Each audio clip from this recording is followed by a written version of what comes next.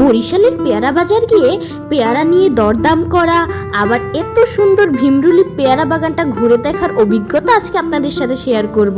তো ভিডিওটা স্কিপ না করে সম্পূর্ণ ভিডিওটা দেখতে থাকুন। হ্যালো গাইস, সবাই কেমন আছেন? আমি আলহামদুলিল্লাহ অনেক ভালো আছি। ভালো না থেকে কি পারি? আমি তো ভীমরুলি পেয়ারা বাগান গিয়েছিলাম, বরিশালের সব থেকে বিখ্যাত পেয়ারা বাগান। তো আমরা একটা অটো রিজার্ভ করে যাচ্ছিলাম, আর এই যে দেখেন আমাদের জালকাঠির সব থেকে বিখ্যাত কামিল মাদ্রাসা। এটা কম বেশি দেশের সব মানুষই এটার নাম জানে। আমরা যেহেতু বরিশালের মানুষ, বরিশালের প্রত্যেকটা অঞ্চলে এভাবে নদী রয়েছে, ছোট বড় অসংখ্য নদী ছড়িয়ে ছিটিয়ে রয়েছে। আর এই রাস্তাটা দেখুন খুবই সুন্দর করেছে। আমাদের বরিশালের শহরগুলো যেমন সুন্দর করেছে, ঠিক তেমনি গ্রামগুলো অনেক সুন্দর করেছে। আমি খুবই আনন্দ করছিলাম, কি এক প্রাকৃতিক দৃশ্য দেখে আমার মনটা জুড়িয়ে যাচ্ছিল। অনেক দিন পর তো আমরা যাচ্ছি, যে কারণে আরও বেশি ভালো লাগছিল। যখন যাচ্ছিলাম না, হঠাৎ করে দেখছি যে পেয়ারা একটা নৌকায় করে নিয়ে যাচ্ছে। তখনই মনে হচ্ছিল আমরা আমাদের গন্তব্যস্থলের খুব কাছাকাছি চলে এসেছি। তো ওখান থেকে আমরা একটা খুবই কাছের একটা পার্কে চলে আসলাম, এবং দেখেন এই যে নিচ থেকে অনেক মানুষ যাচ্ছে, যারা গিয়েছিল এখন বাড়ির দিকে রওনা দিয়েছে। এই পার্কটার প্রবেশের জন্য টিকিট ছিল 30 টাকা করে। মোট ভীমরুলিতে 3টা পার্ক ছিল, আমরা মোট 2টা পার্কে গিয়েছিলাম। তো প্রথম পার্ক এইটা। এই পার্কের এই জায়গাটা আমার খুবই ভালো লেগেছিল, এখান থেকে সব কিছু ভালো করে দেখা যাচ্ছিল।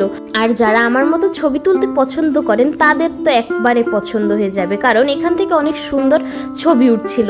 আমরা বাসা থেকে রওনা দিয়েছিলাম 10টার সময়, আর এই পার্কে এসে পৌঁছেছিলাম 12:30টার সময়। এই যে আমার ভাই বোন এসেই ওরা দোলনায় চড়া শুরু করে দিল। আমাদের কাছ থেকে টাকা রাখলো, কিন্তু এই কুকুরটার কাছ থেকে টাকা রাখলো না। আইন সবার জন্য সমান, তো ওর কাছ থেকে টাকা রাখা উচিত ছিল। তো এখানে আমি বসে একটু ভিডিও করছিলাম, গরমে মরে যাচ্ছিলাম, এত পরিমাণ গরম। কিন্তু এই নৌকাটা দিয়ে অনেক সুন্দর ভিডিও উঠছিল, ছবি উঠছিল। এই যে নৌকাটায় দাঁড়িয়ে আমি ওই উপরে একটা ঝুলন্ত সেতুর মতো ওইটা দেখাচ্ছিলাম, ওই জায়গাটা খুবই সুন্দর, ওইখানে আমি এখন উঠলাম। তো এখানে উঠে তো আরও বেশি ভালো লাগছে, কারণ এখান থেকে সব কিছু দেখা যাচ্ছে। আমার কাছে এই পার্কটা মোটামুটি ভালোই লেগেছিল, কিন্তু কিছু কিছু জায়গা ছিল একটু ভাঙা ভাঙা। এই দেখেন এদিকে আবার আমার ভাই আমার ছোট বোনকে ভয় দেখাচ্ছে যে ফেলে দিবে। এইটার ভিডিওটাও করলাম।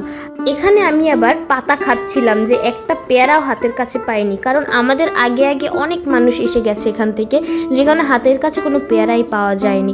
যাই হোক, পেয়ারা পাইছি আর না পাইছি ওইটা কোনো বড় কথা না। বড় কথা হলো এখানে আমি কতটা এনজয় করলাম। যদি এখানে আমি অনেক ভালোই মজা করেছি। এরপর আমরা ট্রলার ভাড়া করলাম। এই দেখেন এই ভাইয়ার মরার শখ জেগেছে, নয়তো ওই জায়গায় কেউ ওঠে না। তো ট্রলার ভাড়া করে আমরা আরেকটা পার্কে যাচ্ছি। ওইটা ছিল আরেকটা পার্ক, এখন ওইটা স্কিপ করে আমরা 3 নাম্বার পার্ক যেটা ওইটায় যাচ্ছি, কারণ ওই পার্কটা নাকি অনেক সুন্দর। তো এই যে দেখেন আমাদের মতো অনেক দেশ বিদেশ থেকে অনেক মানুষ এসেছে। তো এই পার্কটায় 3 নাম্বার পার্ক যেটা, ওইটায় ঢোকার সাথে সাথে বৃষ্টি শুরু হয়ে গিয়েছে। কি ভাই, ঘুরবো আর কি করব। এখানেও টিকিট কিন্তু 30 টাকা করেই নিয়েছিল, কিন্তু সেটা আমি দেখাতে পারিনি আপনাদের।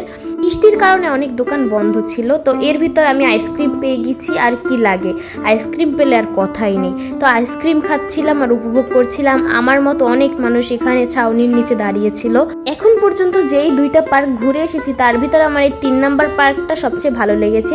দ্বিতীয় পার্কটা অনেকেই বলেছে বেশি একটা সুন্দর না, যেই কারণে ওটাই আর যায়নি। তারপর এখান থেকে আবার আইসক্রিম কিনে খেলাম। তো এটা ছিল বৃষ্টির আগের আইসক্রিম খাওয়াটা। তখন আমি কোন আইসক্রিম পাই নাই, এইগুলা পাইছি, তো এইগুলাই খাচ্ছিলাম, খুবই মজা। তার আমাদের এইখানে এটাকে সম্পাপড়ি বলে, আপনাদের ওখানে কি বলে অবশ্যই জানাবেন। তো আমার আম্মু এই ভিডিওটা করতেছিল মজা করে। এই যে আজকের গন্তব্য এখানেই শেষ। তো আমরা অবশেষে আমাদের গন্তব্যস্থলে পৌঁছে গিয়েছিলাম, অনেক এনজয় করেছি। আজকের দিনটা আমার জীবনে খুব একটি স্মরণীয় দিন। এত বছর পর আমার স্বপ্ন পূরণ হলো, কারণ আমাদের বাসার কাছে হওয়া সত্ত্বেও আমি কখনো যাইনি। আজকের দিনটা আমার জন্য খুবই স্পেশাল ছিল। আমার আম্মু আর ভাইয়াকে অসংখ্য ধন্যবাদ, কারণ তারা আমার ভিডিও করে দিয়েছে। যাই হোক, সবাই ভালো থাকবেন, সুস্থ থাকবেন। আল্লাহ হাফিজ।